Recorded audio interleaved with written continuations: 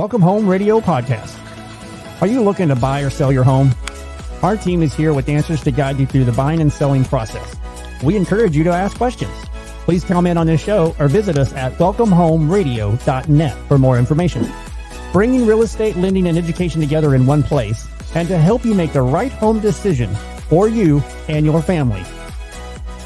Here are your hosts, Blair Thomas, Thom Holm, Alan Pace, and Jeff Duffy.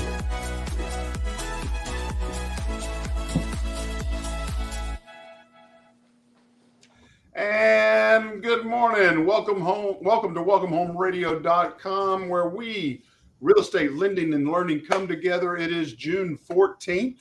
We're very excited to be talking about rent versus own. In this market today, things are so up and down. Different circumstances impact everyone differently. And we want to discuss whether owning or renting, because they both have advantages, but what is the best for you? Under what circumstances is one more advantageous than the others? But first, I want to welcome my co-host, Alan, Thom, Jeff. How are y'all today? Good morning. Good morning. Super duper peach king hunky dory. Where supercalifragilisticexpialidocious is. You look it. Well, guys, we want to jump into this topic because right now, with the up and down market, with supply being somewhat limited, all of these things, what is more advantageous? Is renting or owning? And what makes that, or what are the decisions or the criteria, the circumstances our listeners need to understand to go to one or the other? And let's just start it off. Renting, I mean, you pay less up front. You know, many landlords ask for a first and last month's rent, but those are security deposits. You pay a lot more, or you pay a lot less than you would buying a home. Is that more advantageous in a circumstance? What are the things, the criteria that we look at or need to be aware of? Well, that first thing you bring up, of course, if I don't have any money in my pocket, it makes pretty good sense for me to rent. Okay, so finances, so assets available, liquidity might be an impact that allows you to, but I struggle with that thought of paying someone else's mortgage. I don't know why that's such an overwhelmingly cloud for me. Well, I think you said it right on your introduction. Everybody's different. Everybody's circumstances are different. You've got young, you've got old, you've got people with jobs, other people going through job discord, people that are divorced, getting married. So everybody's a little different. And evidently and obviously what Thom said is the facts. If you don't have money, you still need a place to live. Renting's going to be a little better option if you can come up with a deposit and whatever it takes to get into the house. But as Thom will tell you, you have to prove that you're worthy of being a tenant, because you got to prove that you have income or a job, or you make enough money to rent that house that somebody might be willing to lease to you, or that apartment they might be able to rent to you. So it goes all over the place. Circumstances are different for all. Yeah, and we want to make them aware of those things. What else dealing with renting? I mean, one of the things we just had recently, or just this past weekend, we had some pretty bad storms come through and some very large hail. If you own that house, if you own those things that are damaged, then it's your responsibility. But renting, it doesn't become your problem. Is that clear? Would you agree with that? Absolutely. Yeah, I mean, 2 days ago we had a bad hailstorm and I was underneath it. My house was, I had one car exposed to it. And yeah, I have to deal with the insurance company. And for folks out there that don't know about homeowners insurance, it's something you have to have if you have a mortgage. And they have what they call deductibles. You pay less if you have a 2% deductible and a little more if you have a 1%. And that's percentage of your value of your house based on your policy. So it can get quite expensive. If you own a $300,000 house, it could be $6,000 out of your pocket to get your roof redone. So there's that for sure. Now you can write that off. I think repairs are something you can write off as a homeowner, but you still, I'm not sure about it, but I'm just saying, it's out of your pocket. And that's something that if you Big rent, cost. something that you Alan rent, just created a whole nother show for us to have a CPA on board here, right? yeah. I'm not sure about that. I don't think I've ever had hail damage before, but I got it now, so I'm going to have to worry about it. Well, and as far as damage on our property, or in this case, your vehicle, it's June what? 12th? Do I remember growing up as a kid, we had hail on June 12th? Yeah, and do you wait till September to get it fixed? Because you know, it's a whole new ball game. yeah. Well, I'll tell you the smartest hail damage I ever had, just because I love sharing this story. So it hails in May or June, and it comes through and it smashes my roof pretty good. And I go out, and it takes me a month to file a claim. Everybody else was doing it, but you have up till when? A year to file the claim. So you go back, you file the claim, and then I take the check and I get the signature from the lender and all that type of stuff. Or I don't know, maybe I own the house or whatever. But I put it in my account thinking, okay, I'll get the roof, I'll get the roof, I'll get the roof. And then it goes around, and 1 year, nearly to the date of the, well, actually 1 month before a year to the date, the next year it hails again. I would have had to buy 2 roofs if I had used that money in the first 12 months. But I ended up using the money, of course, after the second hailstorm, and I've now the roof that's on my house right now I've had for 10, 12 years, I guess. Yeah, and I have a good friend who's a roofer, and they have tracking software now. They know what day people in different cities of let's say the Dallas-Fort Worth area where I live, you live. Keep that same software. Yeah, and so I'm journaling what day my house got hit. I'll have it, and I'm going to take Tom's advice, and I am going to wait. I'm not going to rush right out and file a claim because you know how the weather is here. It's going to do it again, and we were underneath the actual hail core, as they said on the television on, I think it was Sunday night. So they actually named our area, and they had it circled right over our neighborhood, and it really came down. What did they When name you their think- area? Pardon When you me? think about the expense of owning a home, up until what, 3 years ago, y'all can correct me if I'm wrong, but you would wrap the cost of your deductible into the cost of the roof, and you could come to it out of pocket really with nothing. But now the law has changed that. So yeah, you have to come true with your deductible amount. So that is a big expense as far as owning a home when you're living in Texas. Yep. And so I guess looks like Tom's pretty sure of this, but if you do have 1 year to file a claim, I don't know if that's every insurance company or that's his particular insurance company. I don't know the law there, but I'm definitely going to wait. I don't know if it'll be a year, but it's going to be through at least this season. Well, I mean, if the problem, or what I was trying to get at, is you don't have to do the work for a year. You can file it tomorrow, get your money, and keep it as far as that goes. Okay. So you got X amount of money, and you couldn't file another claim for more money if you had more damage. No. If I had fixed the roof, I would have had a second claim in less than a 13-month period. Rates would have gone up that much more. No, I understand, but if they give you, $8,000 for this, and then you end up having even more damage, you can't go back and get more money. Well, Or can you? And again, I think we should have an insurance agent on for that. If it's another damaged roof, you can make a second claim, yes. But you have to show that you fixed it the first time. And if you did not, then there's going to be a reduction as far as what they give you as right. Okay.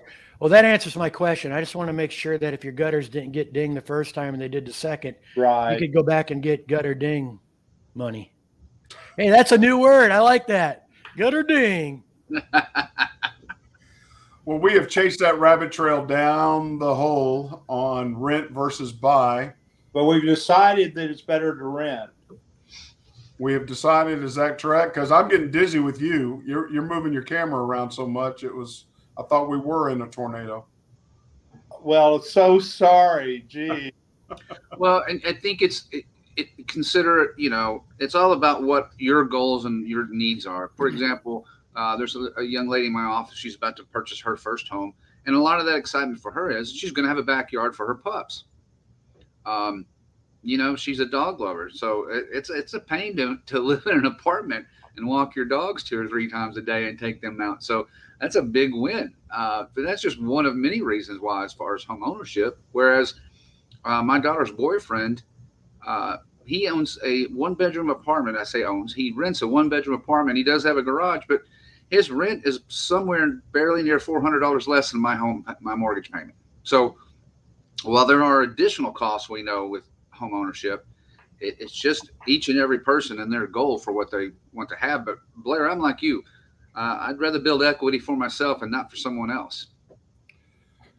Tom's a great guy, and he probably would be a great landlord, but I just don't want to pay off his mortgages. It'd be kind of hard for me. I think a lot of this is generational too. It's different than it was when we were kids.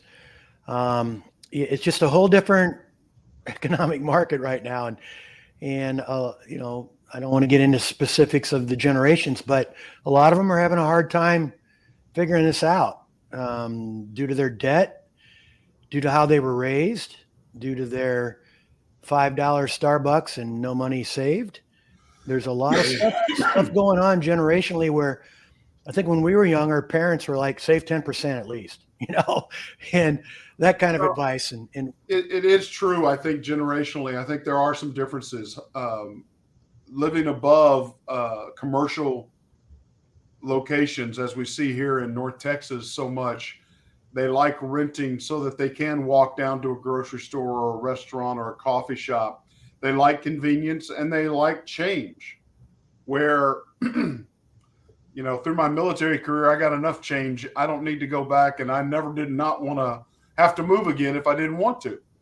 And, staying in one place 17 plus years has been very enjoyable, as opposed to every 3 years moving. But that is a decision. As opposed to, and the pros and cons, renting does allow you to do that. You're not locked down.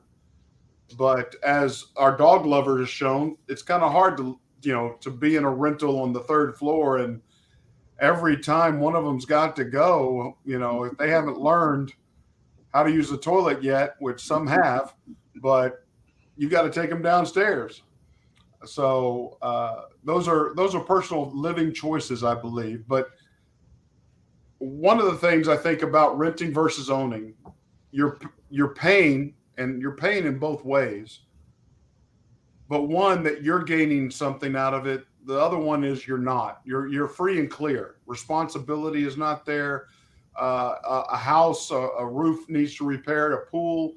I walk around our neighborhood, and there's one home that's a rental, and I got to tell you, the sprinkler system's been leaking for years, 2 years easily, and has not been fixed, not done. Just it's a challenge, and those things aren't taken care of. But it just, again, I think it depends on what's your style of living, what is the income, but also, hey, I'm going to be taking this job. I'm a traveling nurse. I'm only going to be here 6 months. Okay, that makes a very good reason not to invest there, but you're renting. What other reasons? What other pros or cons toward rent versus own? Well, I'll use one example. I have a rent versus buy calculator on our closing costs net sheet. And within 10 years of, let's say, here's a perfect example. I just put in a $2,000 rent. I think that's a pretty good average. Where are you living? Versus buying. Well, I don't know what it is. I haven't rented since 1999 or less. That's a good round figure. It's easy to calculate. Let's say you're buying a home at $450,000. You put 10% down. You have an interest rate, let's say right now, if you're not using Blair, but it's 6.5 at 30 years, and you've got Blair has 2%. Okay, there you go. What are you talking about? But you're talking about a medium buy gain difference of $4,617 currently. Now, typically that's larger, but the interest rates as they are at the moment have leveled that out a little bit. But that it's a $4,600. You're better off owning your home difference within that 10 years as to renting. And that doesn't even fully account the equity that increases on your property as the property values continue to climb. So Jack, there's one example to use. Would you give our listeners why $4,600? I got lost on that. Well, it's talking about what your rent cost is per your mortgage is on the home. So slowly over time, you continue to gain that aspect of the mortgage, owning a home as to rent costing you more in the long run is what that comparison is. Well, rent is costing me. That's an app that we have. That's phenomenal. Oh, okay. Very close and accurate. And I can adjust it. If I just say it's at 5 years, they're almost your buy cost. You're better off in a 5-year plan almost. So, it depends on how many years you're going to stay in that home using this app. Does that take into consideration the cost of home ownership, though? Well, it does it does count for homeowners insurance and your rent appreciation and your home maintenance at 0.5%. At 0.5%. Those are the numbers. A home maintenance, rent application at 2.5, and home appreciation at 3.5. And the only thing, I mean, you're paying for electrical and other things in renting anyway. You have to assign your internet, your electrical. Those are all a push. So what you're really saying is you lose the equity you can gain along with your investment payout, and the annual difference is of $4,600 per year. Is that what I understand? Correct. At 6.5%. And that again, but that's to understand there's some challenges in today's market where availability is not there. Absolutely. And especially at the $450,000 range, that's going to have a lot of competition for it. Sure. Yep. So it is not something to take lightly, but it's also to understand jumping into one way or the other. Make sure you have your reasonings and you've gone through a pros and cons checklist of that, because home growth, now you guys probably know better than me, but home growth equity in today's market in North Texas or across Texas, is it still averaging 4.5 per year? Well, I think it took a little dip there for a while. But what did I just do? Just did a show on that. It went up 0.9%, the cost of a housing in May versus April, 0.9 in our market. So, but that's just 1 month. But I think right now, with everything that I've heard averaging out, we're still at a 4.5 or better equity growth per annual time. So that investment, that home value, even though you might be paying down a mortgage that you seem very daunting, one, you can sell that home. You're going to be able to sell it. It's in this market today. Two, you're going to be gaining equity growth. And three, yes, you're only going to pay a difference of $4,600 per year, but yet the return on investment is way above that if you sell your home in a timely fashion. So whether it's 2 years you're there, whether it's 5 years you're there, to me, I lean toward buying a home as opposed to renting right now. Help me convince why I should look the other way. Well, a lot of builders have recently invested in investors in real estate into neighborhoods that you can only rent in. And people with a lot of money generally don't spend it unless they see things the average person doesn't see. As a realtor, we can go along every day and say you should buy, versus rent. You build equity and it's yours. You don't pay the landlord. But honestly, you talk to a lot of the younger folks and they're not all that sure about it. It's a different situation. They have parents, they have aunts and uncles, they have grandmas and grandpas who all give them different stories about when they were their age. And right now it's just different. And then the interest rates have gone up. Now to us, it's still pretty reasonable. People that paid 12% in the past when they bought their first home, or 14 or whatever. So 6.5 doesn't seem so bad. But if you're 25 years old and you have a great job and it's gone from 3% to 7%, you're sitting there going, did I miss the boat? And, I have debt to pay off and things like that. So it's just different now than I've seen before. And I don't know. I don't think it's just me, but it's just my experience, and not being a realtor necessarily, but just being a human being and a homeowner and somebody who's, raised family and gone through the stages of life a little bit. So it's just different right now. And I do talk to people that are like, well, we're wanting to buy a home. They want to buy a home. I think they know why they want to buy a home. They're just not doing it right now because of their situations. Well, it's. Well, I don't want to mow a yard, Alan. So. Well, we'll get Mark to do that. He's already dressed for it. The funny thing, I want to take the inverse of it, our discussion, because if I look at that $4,600 and that $4,600 is freed up for me to save it, invest it, or use it for something else, maybe a trip, maybe raising a child. I mean, there's so many other things that renting does free up some dollars in most situations for people to utilize toward other venues as opposed to buying a home. And that's if you save the money. My point is, too, we don't necessarily do that. We buy the car with our freed up money. We go on a trip with our freed up money. Inflation is through the roof. You go to the grocery store and carry a little blue basket, it can be $80. So things are different. And, I'm a realtor. I like to sell houses versus rent them. I make more money selling them. But there's real stuff out there. And that's what people are facing. That's just the way it is. Absolutely. Well, and that's what I'm trying to bring out, as many discussion points for our listeners to understand and take in. It's not cut and dry every time for everyone. And you need to be asking or having that conversation with somebody that can bring out the pros and cons for both sides and let you decide as the buyer or renter, because relocating is easier when you're renting. Selling a home becomes a chore. Moving, which is, I don't want to do that again if I can get away with it. But it is for future. Maybe renting is best in certain situations, and especially availability.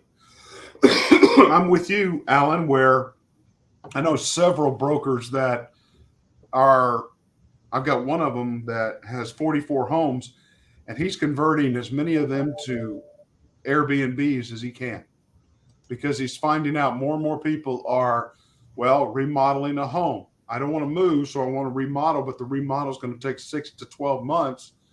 I move out for that time period for them to work as quickly as possible. I'm renting an Airbnb. I'm not staying in one of those long-term hotel or apartment complex. I want a home for my dogs, for my children, so forth. So we're seeing a shift in the market. A lot of people are seeing rent as such a value to their lifestyle, and as well as savings. Like you said, if they're saving the money they're not utilizing, then it becomes a great benefit. But they have to be aware of that. And again, I'm not saying a trip is not a good way to spend money. I haven't been on one in 4 years, so I'm definitely a little envious. But that is one thing that, sometimes people want to make consolidations for. And I have 2 daughters that live in Milan and Rome. Buying there is such a hectic that renting is really one of the only key options, but they do long-term rent. So, and they probably don't have to worry about hailstorms, although I'm not sure. I've never been there. Not in Rome. Milan, a little bit. Well, I think in general, people still want to own a home. I think you'd rather own a home in general than rent. Circumstance right now means rent. And a conversation I'm having with people all the time, whether they're in the market or not, is this a cycle? In our lifetime, everything's been a cycle. We had inflation like this back when we were kids, and gas was short and all sorts of things were going on too, but then you come through it.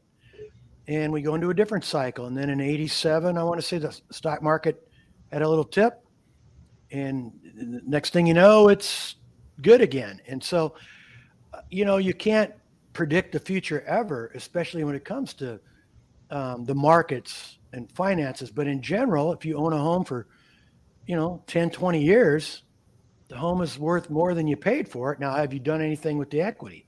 Have you refinanced? Have you spent it? What have you done with it? In fact, many states, and Texas was one of them until the mid 80s or late 80s, you couldn't refinance your home to buy other things. You just couldn't. You couldn't go you couldn't go buy a car and refinance, that kind of thing. That changed in the mid to late 80s. I don't know exactly when. I think the timing's pretty close, and that protected people that were generally irresponsible with money. It just didn't allow them to. Can you hear me or not? No, Thom was trying to say something. January 1998. Oh, is that late? Okay. So, but it protected people from hurting their own finances by, some are responsible and use them for the right reasons. Others just blew it. And that kind of protected them, kind of like a company pension or something where they don't allow you to get in there and do much with it, just a few options or something. I don't know, but that's off the beaten path a little bit. But in general, if you own your home 10, 20 years, you're doing pretty well. And that's, that really comes into, am I here long-term? Am I not? And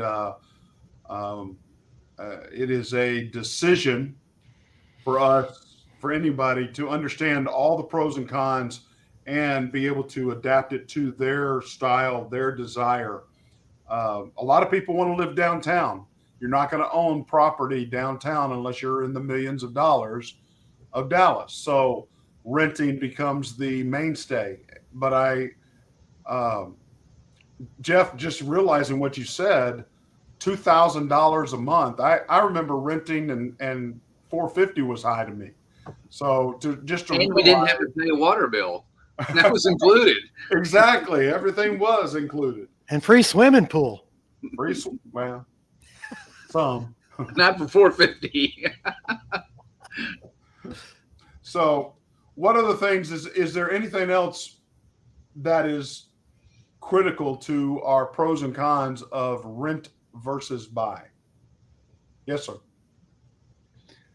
I will tell you, I had a really interesting conversation as far as what expired in, at Champions the other day. And there were some people sitting around lamenting the fact they hadn't purchased 5 and 10 years ago and that type of thing. And, this is the challenge is timing is not everything in the real estate business. If you're buying your primary residence, the buying of real estate when you're looking at investment, timing comes into play a little bit more. But if you're buying a house for yourself personally, it's hard to tell people or explain to them, because rates are so high, yada, yada, yada, you shouldn't buy, yada, yada, yada.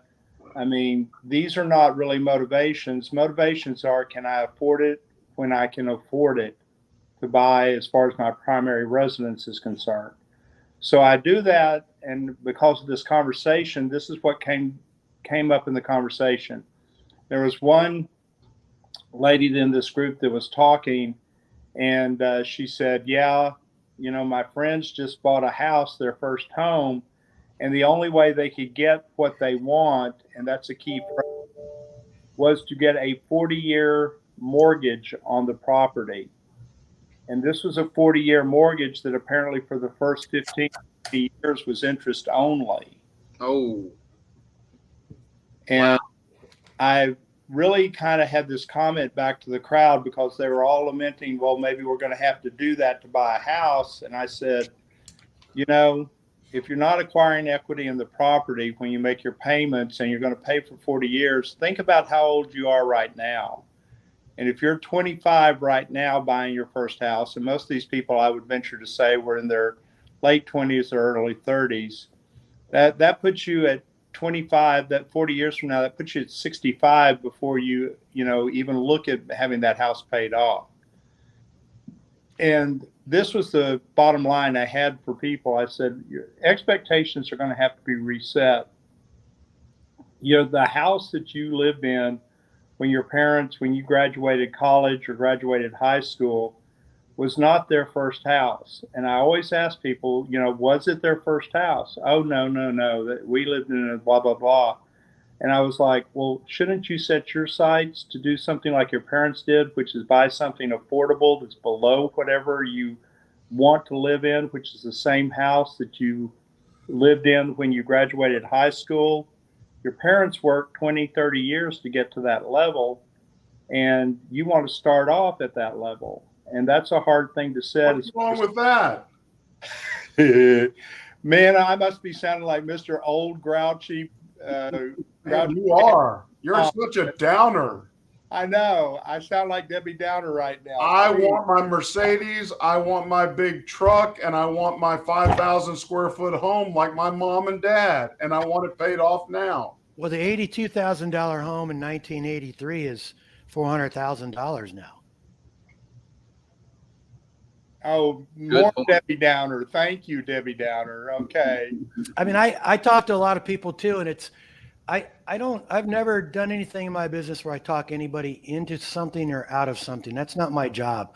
But what I do is I try to talk with them, answer questions. If I don't know the answers, then I come to one of you fellas and I get them, or I go somewhere else and I get them. But, there's a lot different questions going on now than when I was a young man buying a home.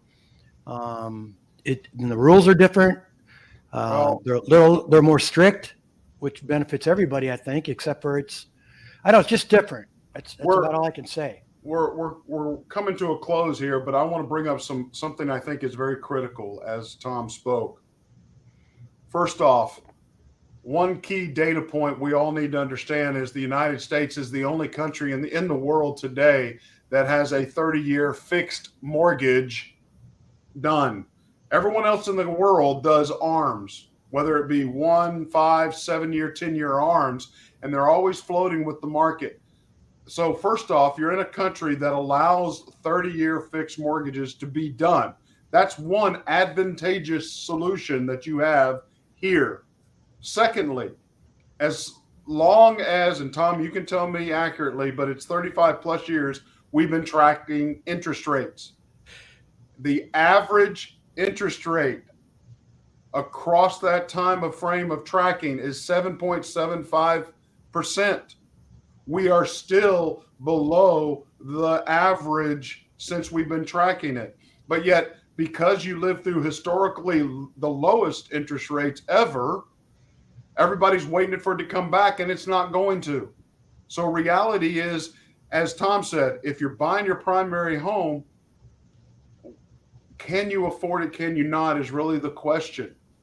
But the bottom line is, if you're buying your primary home long term, this is a project, but I can show you how a 30-year mortgage can be paid off in 14 years very easily. It's just an understanding of, let's get out of what happened 3-4 years ago, which were man-made long-term interest rates that should have never been kept there for that period of time. And Thom, you probably will agree with me or not. I don't know. But those are data points I think everyone needs to be aware of. And Blair, one other point I want to add is that, for example, your company, Cardinal, how many people know that, let's say you go in at 6.5% interest rate right now, but you have a program where in the next 18 months, the rates drop, they can refinance, lower that rate at no cost. I think that's a big deal. That's saying, hey, we see what's happening in the market, and you're willing to help. Your company's willing to go, look, we'll acknowledge this and help you out when the time is right. Yep, very true. And I think as we start talking about these opportunities, as we talk about historicals, I mean, isn't it amazing in our lifetime, the last time, Alan brought up about the recession? Well, as I understand, the two indicator that tells us that we're in a recession is 2 successes, GDP, negative growth. We're in a recession. Well, why aren't we announcing we're in a recession right now? They're not announcing it. They're not confirming it. They're trying to ignore it. And Well, now Europe. The stats have come out. We're not in a recession. And the employment thing is the thing that's driving us not being in a recession. Recession typically encompasses having the unemployment rates above 7%. And we're still at 3.5%. I mean, people are still working. And that creates. People are still working, but people are working 2 and 3 jobs, and they're counting those part-time jobs as job growth. This is where I think a lot of folks, the average person on the street, doesn't give a crap about stats, what defines this or what defines that. It's really about what defines your family and what can you afford. And the disagreement here is, can you afford a mortgage or can't you? Yeah. A lot of people that rent can actually afford a mortgage. They're choosing not to. And that's the difference right now I see over the last 20 years. They're just simply choosing not to. They have their own reasons. Many can afford to do it. They're just not doing it. And they really don't go online to look at, they do look at stuff. I mean, people constantly go online to look at things because they overthink things nowadays because you can. But in general, I think that's what's going on. I really do. Well, I think we've done a great job of realizing everyone needs to ask the questions. Everyone needs to be aware. What is your direction, renting versus buying? Be aware of those opportunities. Talk to somebody that's in the industry. Talk to somebody that understands what are the things that do on a daily basis. Not if, just because you do this one time does not mean you understand all the options that are available to you. And so we want to make you aware of those. Please call us. Find us at welcomehomeradio.net. Ask your questions there. Like and share the show. I appreciate the opportunity. I'm Blair Thomas. And I'm Thom Holm. I'm Alan Pace, and I think you should buy a home. And I'm Jeff Duffy, and I'm happy to help you close it. Hey, God bless. Thank y'all. Amen and peace, everybody. Welcome Home Radio production provided by Lunatic Digital. Check the listing of this podcast for the links to our sponsors. And don't forget to like, share, and follow us on social media. Visit welcomehomeradio.net for more information.